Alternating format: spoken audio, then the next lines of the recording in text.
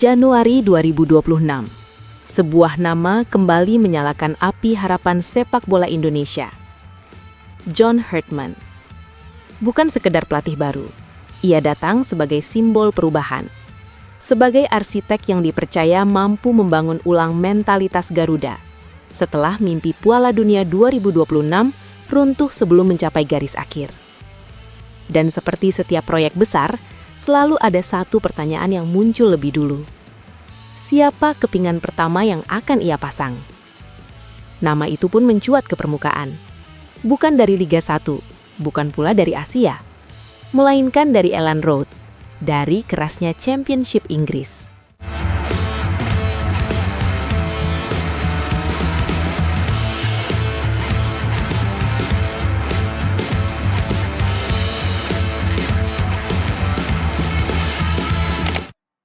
Pascal Struijk, bek tengah Leeds United, tinggi menjulang, kaki kiri dominan, dan nilai pasar mencapai 20 juta euro. Jika satu hari ia mengenakan merah putih, ia bukan hanya pemain baru, ia akan menjadi pemain termahal dalam sejarah sepak bola Indonesia. Sejak diumumkan secara resmi pada 3 Januari 2026, John Hartman langsung dihadapkan pada tugas berat. Membangun ulang tim, membangun ulang kepercayaan, dan yang paling sulit, membangun ulang mental pemenang. Disinilah Pascal Struijk dianggap relevan, karena Hartman bukan pelatih yang mengejar nama besar semata. Ia mengejar profil. Pemain dengan fisik kuat, terbiasa dengan tempo tinggi, dan mampu berpikir cepat dalam transisi. Struijk memenuhi semuanya. Bek modern, ball-playing defender, nyaman membawa bola keluar dari tekanan, dan berani mengirim umpan panjang yang langsung memotong 2 hingga 3 lini lawan. Lalu pertanyaannya, mengapa rumor ini menguat sekarang? Jawabannya ada pada 3 hal. Pertama, John Hartman sendiri. Ia punya reputasi sebagai penyakinkan ulung. Di Kanada, ia sukses membujuk pemain diaspora untuk percaya pada proyek jangka panjang. Bukan janti kosong, tapi visi yang terukur. Pengalaman Hartman di Eropa membuat komunikasi dengan pemain seperti Struijk lebih cair, lebih setara, tidak terasa seperti proyek eksperimental.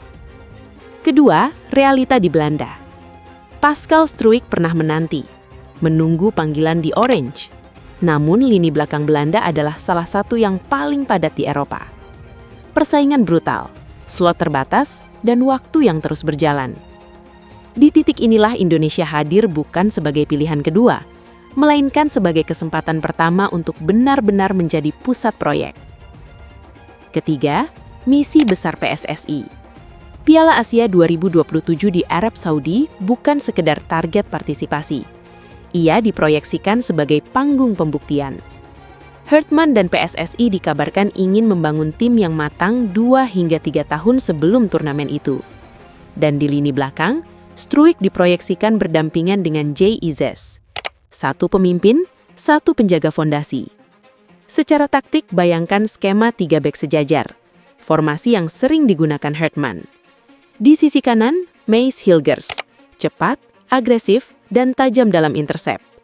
Di tengah, Jay Ises, tenang, vokal, dan menjadi komando.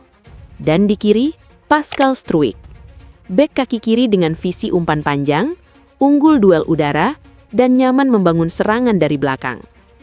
Inilah yang bisa disebut tembok Eropa di jantung pertahanan Garuda. Bukan hanya kuat bertahan, tapi juga menjadi titik awal serangan. Namun mimpi besar selalu datang bersama tantangan nyata. Proses naturalisasi Struijk bukan perkara sederhana. Dokumen keturunan dari sang kakek yang lahir di Surabaya harus diverifikasi secara hukum dan sesuai regulasi FIFA. Belum lagi satu hal paling krusial, komitmen pemain. Hingga kini belum ada pernyataan resmi dari pihak Struijk. Diskusi disebut mulai menghangat, tapi keputusan akhir tetap berada di tangan sang pemain. Dan Hartman tahu itu. Dalam konferensi pers pertamanya, ia berkata, "Kita mencari pemain yang bukan hanya punya kualitas, tapi juga hati untuk proyek besar ini." Kalimat sederhana, namun syarat makna. Kini publik menunggu. FIFA Series Maret 2026 di Gelora Bung Karno menjadi titik harap berikutnya. Apakah akan ada kejutan? Apakah nama Pascal Struijk akan muncul dalam daftar? Belum ada jawaban pasti. Namun satu hal jelas, di era John Herdman, timnas Indonesia tak lagi sekedar bermimpi. Mereka sedang menyusun rencana, perlahan, terukur, dan mungkin dengan satu bek tangguh dari Leeds, mimpi itu mulai menemukan bentuknya. Karena dalam sepak bola, perubahan besar selalu dimulai dari satu keputusan berani.